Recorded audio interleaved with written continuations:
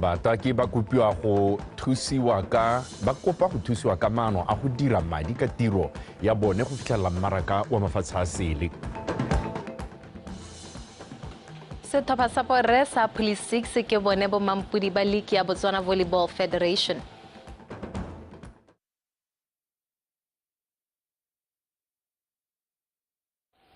Mothetsi o dumela re ga sa ka thamalalo go tswa toropo kgolo ga borone nna ke bitswa kgomatsego tukile re nlang ka puo ya diatake topo taposa.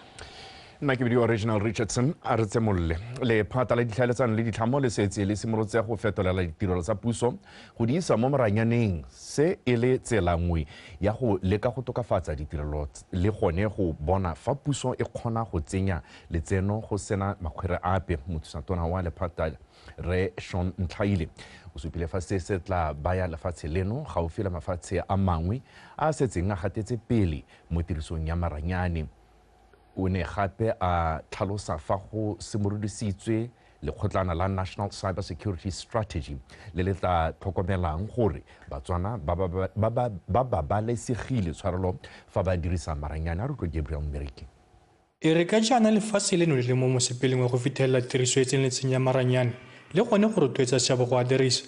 Lephata la ditheeletsenyo le dithamo le simolotse go fetola ditirelo tsa puso go di tsenya mo maranyaneng.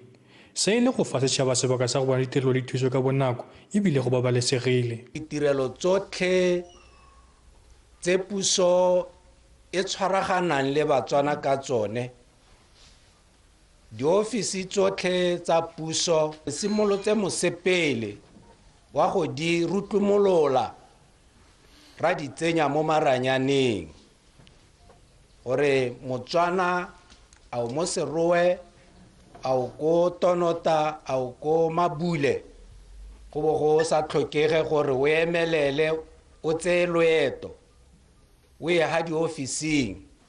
Jaanong lephata le bagaetso le malala a laotse go tlhomamisa gore go nne le tshireletsego, Batswana ba sireletsege ha ba dirisa maranyane.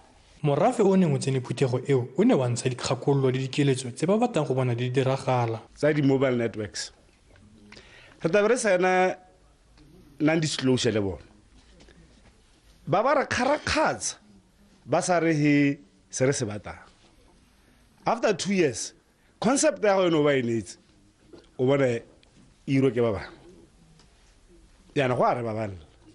Yes, ale ka o tsietsa batho gone mo Botswana yana go supara gore o ka tswa re ka di same ka dingwe le bo 400 ka letsatsi gore le di sireletsa go le kae gone go dira kwanteng kana hela ka di ka tshwara gone go re ka hela re itse re motoki maka le ntse la go se tsebie re ditse.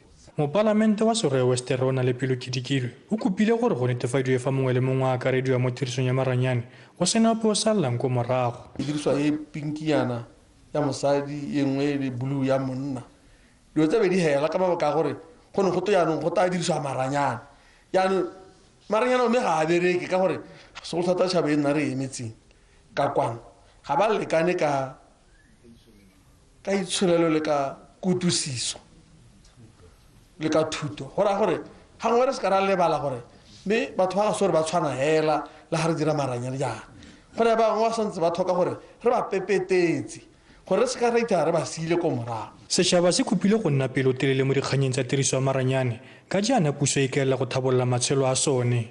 Gabriel Mmereki, BTV News, Serowe. Mogolwane go tswa National Gender Commission Mme Njiramanda Mbewe Boti a re puso e tshwanetse go thoma seemo sa tshoganetso go lwantsha maba yo tsweletseng ka go bihela pele wa kgokgontsho ya pong. O boletse ha go thoma seemo sa tshoganetso go tatama puso go taka mananeo a ta lebaganang le go emisa kgokgontsho eo ga mmogo le go ema nokeng le go sireletsa bao ba ba amilweng ke kgang tseo. Mme Mbewe Boti o ne a bua se kwa madikolo kwa dithutopuisanong tse di neng di tshegeditswe ke mokgatlho wa Federation of African Law Students tsa maikalelo a tsone e leng go ruta bana ba sekolo ka kgokgontsho ya pong le thibelo ya yone. Ke o lebogile re dipotsane ka dintlha.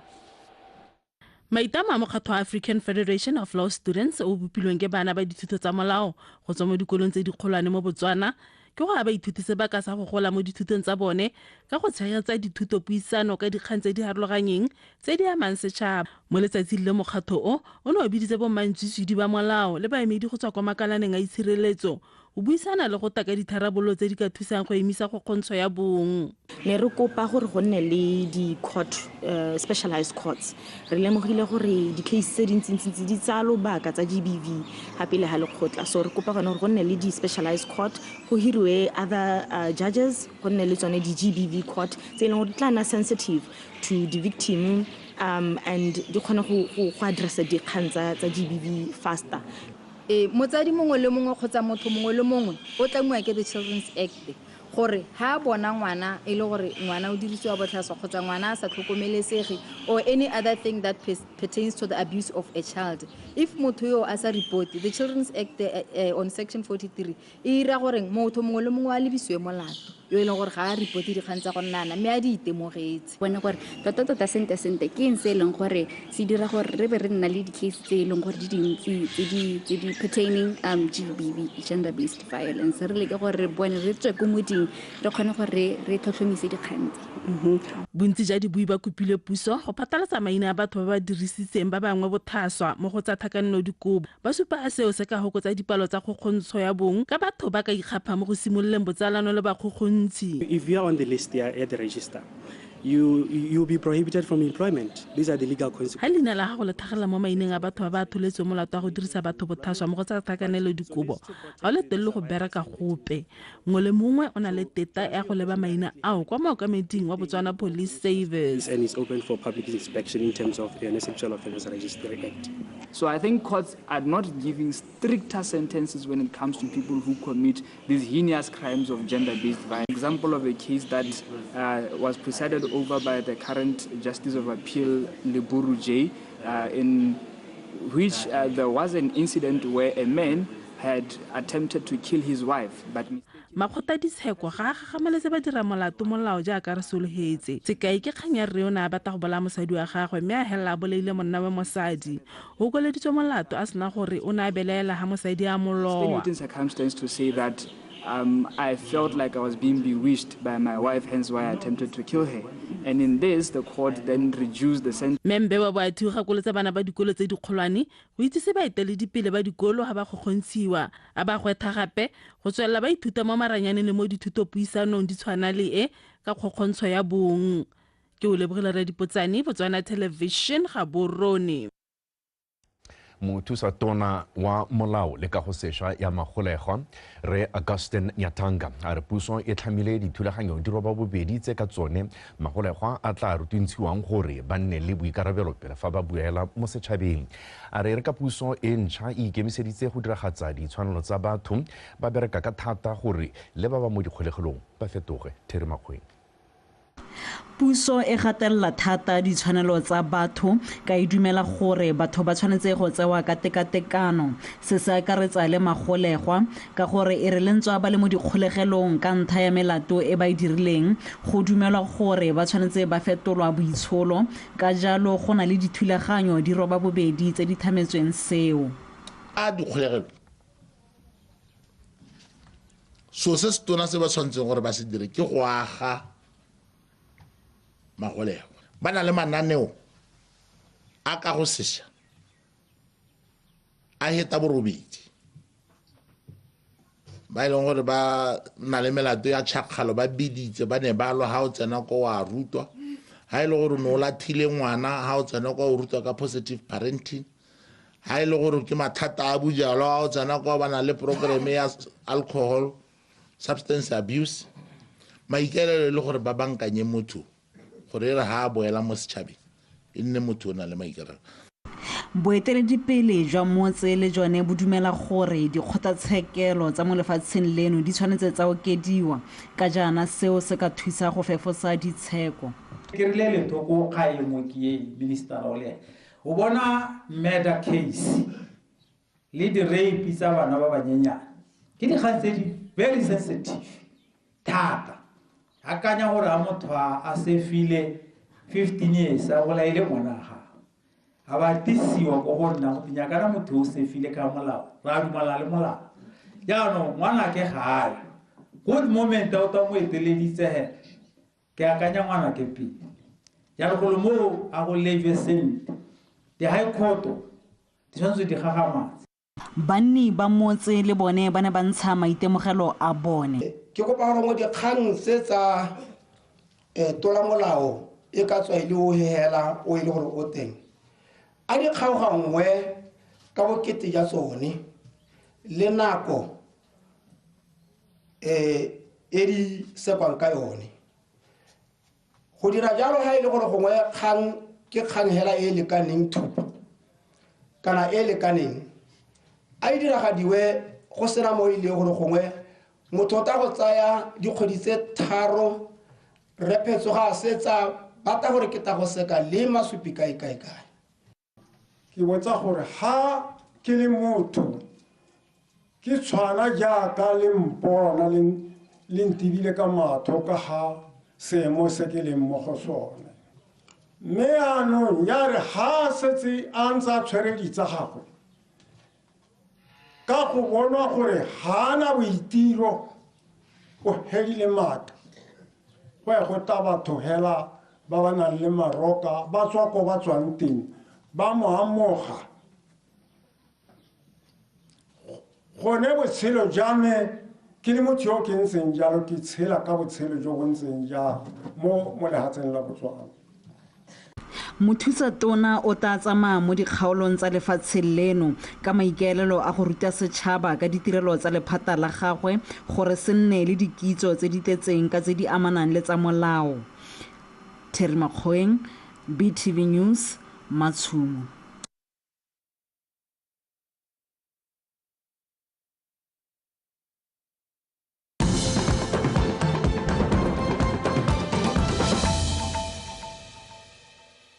Motho re leboga go bontse weekend rona dikgang tsa rona di tswelela jaana le kalana le thokometse metsamao ya dihohane monogae la Civil Aviation Authority Botswana ka la bothano le ne la bula semmuso lehelo la go ka iketa ga bajanala le baeti la VIP into la Premium Lounge ko maemelong a dihohane a Maun International Airport. Go ya ka mokamedi wa CAAB Dr. Bao Musingi se ke nngwe ya maitamo a bone a go nolohatsa go tshwarwa ga baeng le bajanala. Ntula Premium Lounge e tanna lehelo le kalone baeng le bajanala ba ka lemogang boitshwaro jo bonte jo le hatseleno le nang le jone jo go amogela baeng e le lehelo le moyeng a ka le dirisang pele a leba ko makgobokgobong a Okavango Delta le mahatsha a mangwe go tswa mo Maung. Dr. Musingi o tlhalositse ha gona le pharologano gareng ga lehelo le la Maung le a mangwe ka jana CAAB e ne ya aga le go thabolola sengwe le sengwe go ka neela motsamaisi le le heletse le ka dilwana tota. Mokamedi wa Ntula Lounge mme Thelma Matswikiti o soloheditse ha ba tamogela baeng ka tsela e go godimo go tshwana le mahelo a mangwe a bone a le mane mo lehatsheng leno. We have not had an airport lounge here at Maun. If you want to have something to eat, you had to go across the street to a restaurant over that side, which really, when you look at it, as far as customer service from our standpoint, taking care of the customer was not ideal, was not the right thing to do. In most of the airports, the airport lounges are on the air side. That is to say, you pass through security and go to the lounge. But in this case, that is not so. This is not a disadvantage per se, because it does give everybody an opportunity to come to the lounge, whether you are flying or not.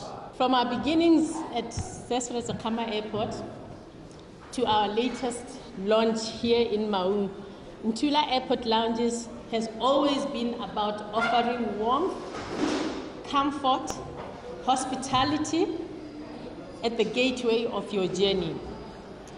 Each of our 5 lounges reflects a deep commitment to service and a love for Botswana's unique charm. With Maung being the beating heart of our tourism industry, we are proud to welcome you to this new space, a sanctuary of calm designed for those venturing into the wild beauty of the Okavango Delta and beyond. Badiragatsi ba bo mo mohameng wa botaki ba kopa puso le mohama o ikemetseng go ba thusa ka ditsela tsa go dira madi ka tiro ya bone le gone go fitlhelela mmaraka wa kwa mafatsheng a sele. bataki bao ba tlhalositse se mo potsolotsong le lekalana la BTV News kwa moletlong wa go supiwa ga tiro ya bone ya botaki ka Labotlhano mo Gaborone mo Lekaswela. Ditshupo tsa badiragatsi ba bataki di file banana ba le bane ba ba mo mohameng o sebaka sa go supa le gone go ipela ka tiro ya bone e supang dikakanyo le maikutlo a bone a rotloeditsweng segolobogolo ke ngwao le bonte jwa lefatshe leno. Le fa go ntse jalo go kailwe ha mohama o ntse o sa dire mo go kgotsofatsang. In today's time, a lot of youth like arts. So it should be a mandate for the government to start monetizing viewing of art. Now you find a lot of student, youth, all types of people. Now, let's go to the gallery. You should be paying at least 5 pula, an adult, 3 pula, children. That amount of money can go a long way in improving our art industry, because now you are making money before you even sell your own art. Industry is growing. Is still growing, so there's a lot of work that needs to be done in terms of educating the community, and our other friends from the first world countries seem to be more educated in the value of art. So we also need to do so much work in the space of educating people about the value of art.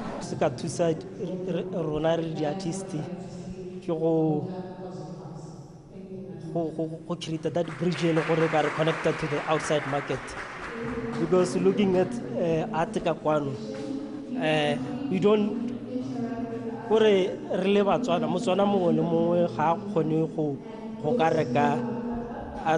I knew some of us, someone who group something say like super early, so maybe give us a present. So if we get happy, I can see in present terms, this kaka swansa ka for batho ba tla lemogang ka speed cutting, like ka for twisting cutting but motho o motho mo tsa ka ntse motho ntse. So this technique is for distance viewing, like how boela ko mara go bona bopinki ba go lebeletsa ba change na kala ra motho, so is for distance viewing. Badiragatsi ba gakolotswe go beeletsa mo boranyaneng jo bo ka ba thusang go fithelela mebaraka ya mafatshe a sele. We need the guides in the industry ya IT to come forth, come up with platforms that can market our products and sell them as much as we can. Yes, there are platforms which are internationally recognized.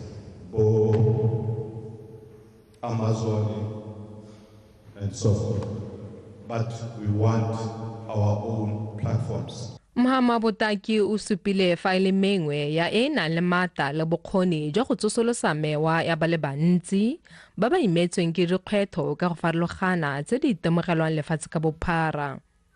Monica SETSWANA, BTV News, Gaborone.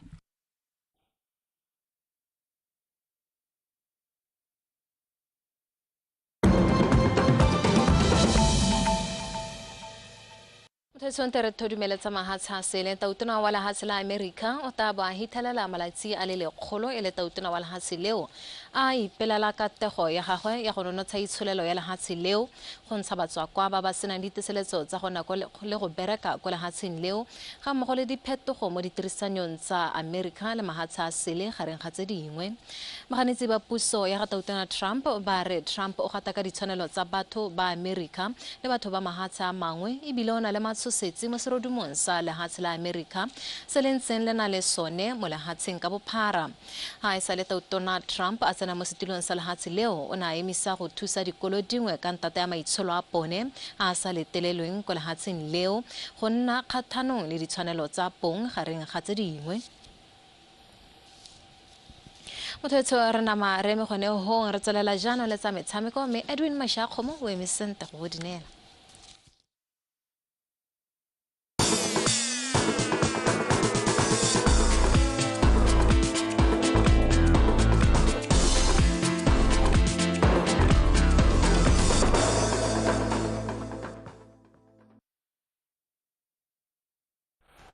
Gone kwa Bokone Bophirima Borwa Botlhaba le legare ja lefatshe leno Mothetso Madume dumela motsatsi la mosupologo kgwedi ya moranang le masomamabedi le borobabobedi ngwaga ke wa 2025 re dilo maserota ka tsa metshameko na ke Edwin Mashakgomo metsonetsare Molomaganye wa kgaisano ya golf ya Delta Junior Championship ke sentse Dube re kgaisano ya monongwaga e supile kgolo fa e tshwantshangwa le ya ngwaga o fetileng Dube o supile se kwa bokhutlong jwa kgaisano eo ya malatsi mabedi monoga borone a re utlwe kagiso molelekwa Dube a re fa ba sale ba simolodisa kgaisano ya Delta Junior Championship dingwaga tse 30 di fetileng go supa fanye le kgolo ka e bile soletse ka go anama lefatshe leno ga mmogo le kgaolo ya borwa ya Afrika. This is the third tournament at Delta and it has grown up big. The first tournament I think bana ba ka tshwara bo 60 to 70. Ya ngwaga bobedi we had like 110 players. Then this one ya ngwaga o ke tsa gore go dile thata ka gore ne re soletse bana ba ka ba neng ba registered level tournament ba confirmile ba le 200 me mo tega 200 183 e kgona go turn up eta tournament so tota tournament ya Delta go tsweletsa supa gore kgaisano Delta Junior Championship e thusa thata mo go thabolole motshameko wa golf go tswa go moding. Delta e re produce di players le gore now re sendile go Tunisia for the junior national team ya Botswana. Ba participate for All Africa Junior Championship. That it's the crop of the Delta Junior Championship, which we're just selecting kids like our golf course and run more. But now we are having a good competition. Ke dumela gore ke tshamekile sente e bile ke itumela tshameko ya me ke tla tswela ke bagedi diphoso tsa me. Yeah, my reaction was ke tshamekile sente mo kgaisanong ya monongwaga ga ke ngoregele sepe mme ke itama gore ke tla tswela ke bereka ka thata go tokafatsa diphoso tsa me. I can do this the second day because I played bad the first day. So I believe that I might be the best. I think ke itumelela tshameko ya me ka kakaretso ke tla bankanya fa ke sa kgonang teng go yeng pele. As of right now, I did really good and I like my score. Kgaisano ya Delta Junior Championship e tshwarwa ngwaga le ngwaga e ne e tshegetswa le kgetho la boraro monongwaga mme e ne e tsene ke batshameki ba le lekgolo masome a fara bobedi go tswa ko mafatsheng a fara bobedi ya kgaolo ya borwa ya Afrika ga mmogo le ba tswang ko Brazil ba dingwaga tse di kwa tlase ga lesome le fara bobedi go solofetse gore ngwaga o tang kgaisano e tle e le botoka go feta monongwaga. Kagiso molelekwa BTV Sport Gaborone. Setlhopha sa borre sa Police ke bone bo mampudi ba liki ya Botswana Volleyball Federation morago ga go padimola sa Blockbusters ka sete tse tharo go lefela mo motshamekong o neng o tshamekelwa kwa SSKB.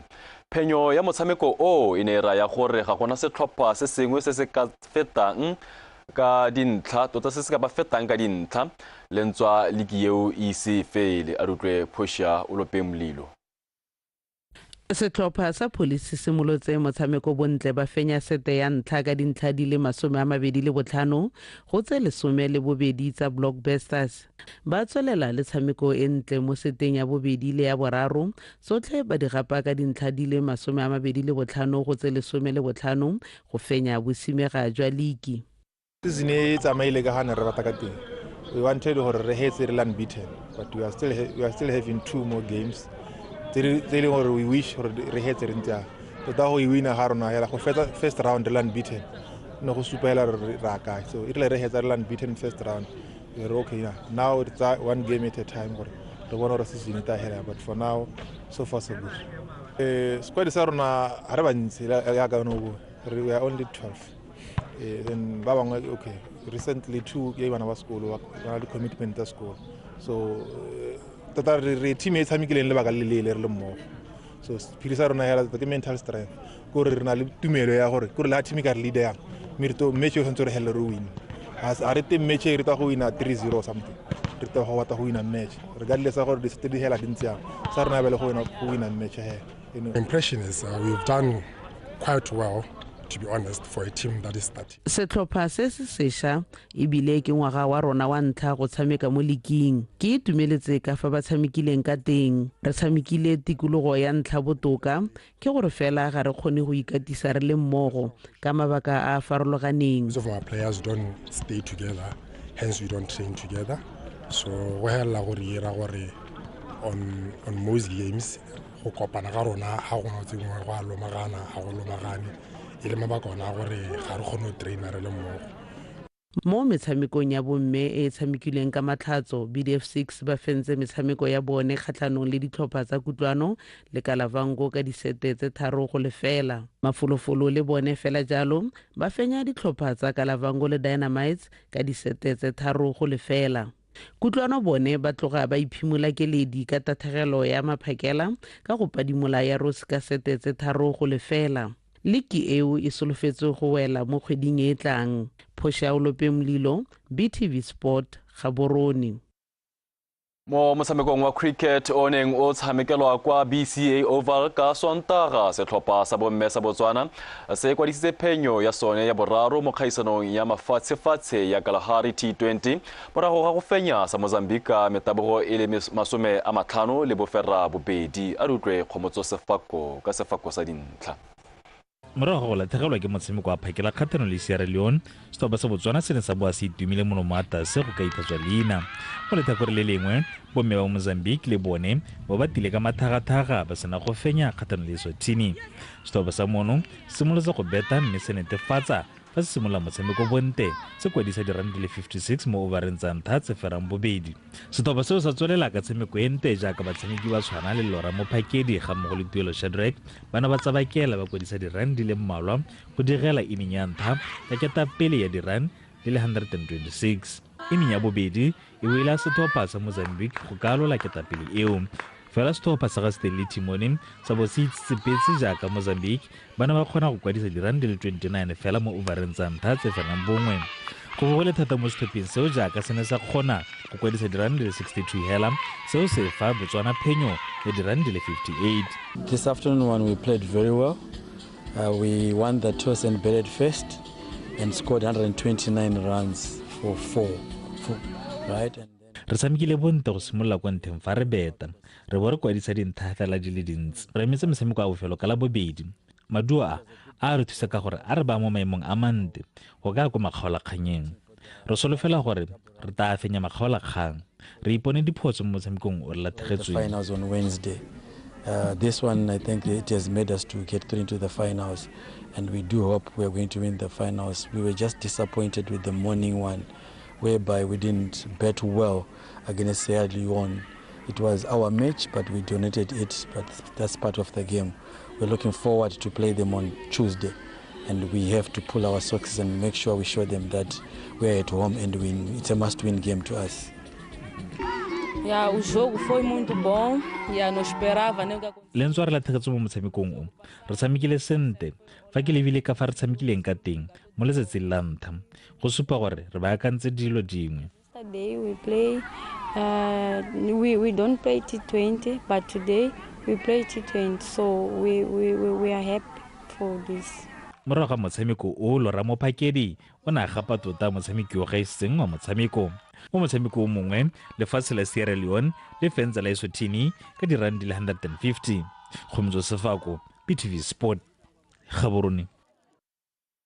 Right Thoma Raifitsa setlhopha sa setšhaba sa motshameko wa rugby the Vultures se fentswe ke sa Sibanye Stillwaters go tswa kwa lefatsheng la Afrika Borwa ka dintlha di le 12 go tse supa mo motshamekong wa botsalano o neng o tshamekelwa kwa mabaleng a rugby a Warwick Park ka matlhatso go rata moeng ya boele moenko. Motshameko o neng o tlola ditlhase o simolotse ka mašetla ditlhopha tse pedi di se batle go letlelela sepe go bona sebaka sa go ka latlhela nno fela setlhopha sa Sibanye Stillwater sa ntsha tlhogo bano sa penalty ka Isaac Smith motshameko o na le metsotso e le 12 o sena go simolola nno yo ya ba fa dintlha di le 3 mme ba boa ba ipoeletsa bano sa try go isa motshameko bokhutlong setlhopha sa Sibanye se eteletse pele ka dintlha di le 10 go lefela la the Vultures. Khutsong ditlhopha ka bobedi tsa tswelela ka go dira bontle mme setlhopha sa the Vultures sano sa convention ka God knows Mavara go kwadisa dintlha tse 5.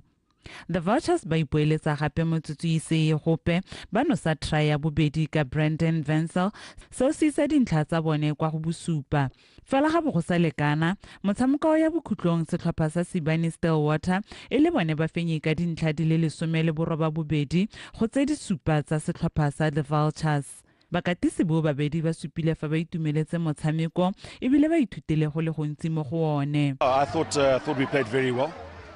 Ke dumela gore re tshamekile sentle. Re ne re tshameka le setlhopha se se neng sa tshameka mo sejaneng sa lefatshe. Ke batshameki ba ba duelwang. Fa rena re santse re ithuta. Re lekile ka bojotlhe ebile ke itumelela ka fa basimane ba tshamekileng ka teng.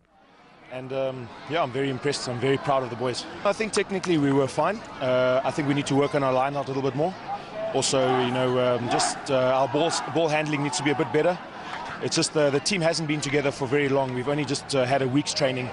So we just need to spend more time together. What started the game also for us was the foundation. Ke ne ke itse gore motshameko ga ona go nna motlhofu mme re itumeletse ka fa re tshamekileng ka teng. Re bone sebaka sa go nosa di-penalty mme le kwa morago re ne re eme sentle.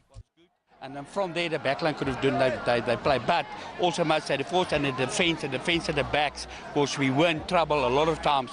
Mo metshamekong ye mengwe e tshamekilweng mo letsatsing leo ga borone Hawkers e phadimotse UB Riders ka dino di le 22 go lefela go rata moeng BTV Sport ga borone.